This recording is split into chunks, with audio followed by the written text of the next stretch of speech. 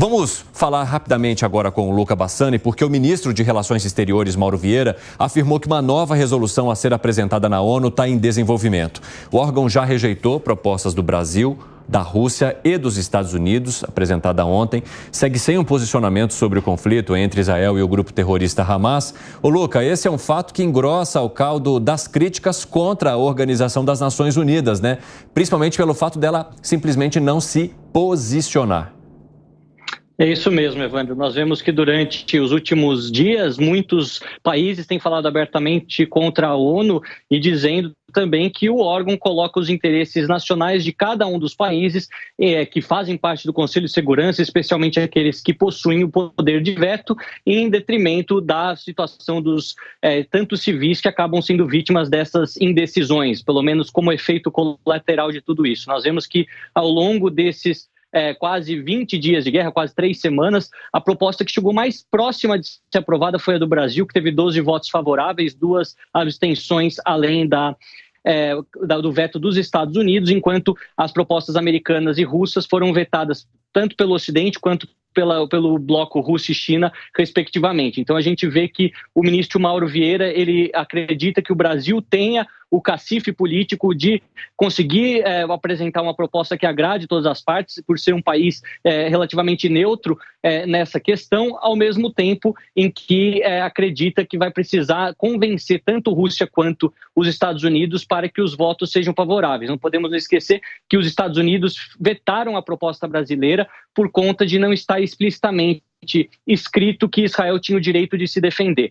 A Rússia, naquele momento, preferiu a abstenção, mas a abstenção, obviamente, que é muito melhor do que um veto. Então, caso isso seja incluído na redação da proposta brasileira, há esperança que os 12 países que votaram favoravelmente e mais os outros 3 possam mudar de ideia e, enfim, a ONU mostrar um posicionamento para ajudar os civis. Afinal, nós sabemos que é um grêmio, um fórum de todos os países, tem poucos poderes vinculantes no fato de colocar as resoluções em prática, mas, de qualquer maneira, manda uma mensagem unida, uma mensagem forte para Israel, para o Hamas e para todos os países que pensam em entrar nessa guerra, que algumas coisas não vão ser aceitáveis, enquanto que os reféns e também os civis seriam mais bem cuidados, se assim podemos dizer. Nós sabemos que o secretário-geral das Nações Unidas, Antônio Guterres, passou por uma série de críticas nessa semana pelas lideranças de Israel, que inclusive pediram a renúncia dele deste cargo, algo que foi respondido com mais um discurso de Guterres, dizendo que em momento algum teria passado o pano para o terrorismo, se assim podemos dizer na linguagem mais popular, mas acabou criando um mal-estar que ainda é visível e presente no Conselho de Segurança, nessas reuniões intermináveis que nós temos acompanhado sem nenhuma resolução por momento. Luca Bassani, Luiz Felipe Dávila gostaria de falar contigo também. Vai lá, Dávila. Luca, muito boa noite aí para você.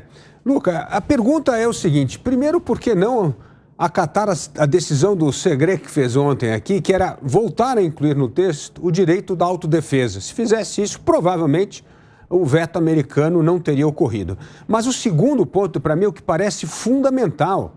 Precisa incluir nessa resolução a volta dos reféns para Israel, porque se o grupo Hamas entregar os 224 reféns, a guerra acaba no mesmo instante. Essa é a questão fundamental para atingirmos a paz no período mais curto possível. Por que não a resolução da ONU não contempla essas duas coisas? O direito de autodefesa de Israel e a devolução imediata das pessoas sequestradas para Israel. Assim, nós poderíamos terminar rapidamente esse conflito no Oriente Médio e a ONU recuperar um pouco do prestígio perdido. Pois é, Dávila, prazer falar com você também. Essa seria a proposta que mais faz sentido realmente, não vejo por que disso não acontecer, mas nós temos que pensar que o Brasil não depende só de convencer os Estados Unidos, ou seja, mudar a redação da proposta para que os americanos votem favoravelmente ou escolham o caminho da abstenção, ao mesmo tempo em que nenhum dos outros que votaram favoravelmente ou escolheram a abstenção não escolham o veto, no caso, o Reino Unido e a própria Rússia. Então, muitos acreditam que se tiver uma mudança drástica no texto, querendo culpar o Hamas explicitamente ou até mesmo fazendo várias concessões para Israel. Isso pode fazer com que a China e a Rússia, que votaram de uma maneira positiva inicialmente, ou escolheram a abstenção, como eu disse no caso da Rússia, votem contrário. É um trabalho de andar na corda bamba, de ficar tentando sempre olhando a balança para que não penda nenhum dos dois lados e a resolução passe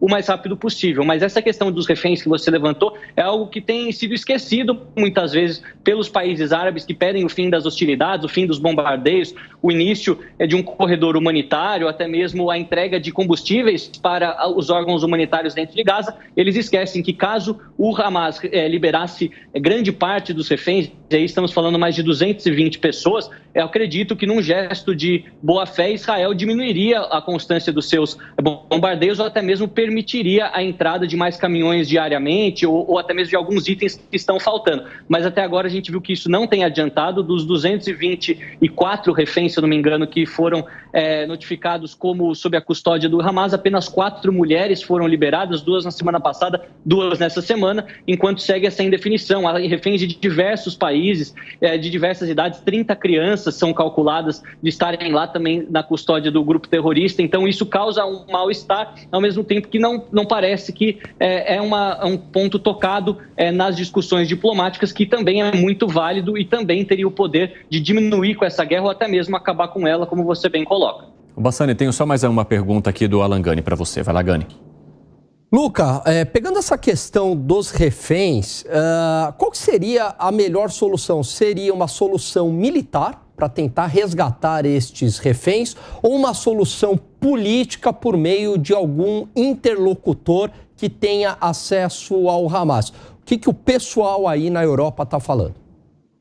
Olha, Alan, eles consideram essas duas abordagens. A primeira é através da diplomacia e de interlocutores mais próximos do Hamas. O único que transita entre Ocidente e Hamas é o Catar, porque o Irã não tem relações boas com ninguém, relações relativamente boas com a Rússia, mas no caso com os Estados Unidos não tem, obviamente. Então o Catar tem feito esse preâmbulo e conseguiu até agora a libertação só de 4 reféns. Então mostra que esse processo é lento.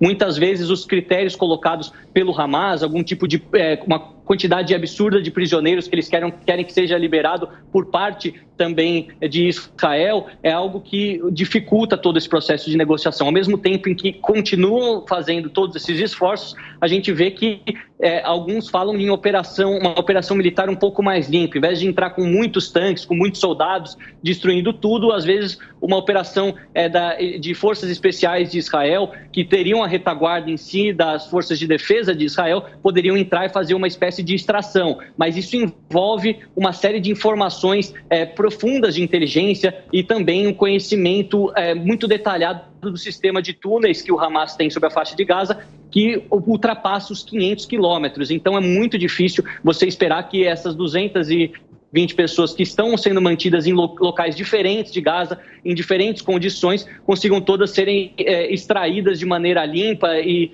com uma operação tão delicada assim, em meio a uma guerra como essa. Portanto, muitos acreditam que caso Israel siga mesmo com a operação por terra a toda a força, isso promova não só a morte de muitos civis palestinos, mas também a morte de muitos reféns, como uma retaliação do Hamas à invasão que Israel realizará. É uma questão que a gente ainda trata como hipótese, mas já se escuta que é dado como fato certo, só não sabemos quando isso começará. Luca Bassani, muito obrigado por enquanto. Daqui a pouco voltamos a falar.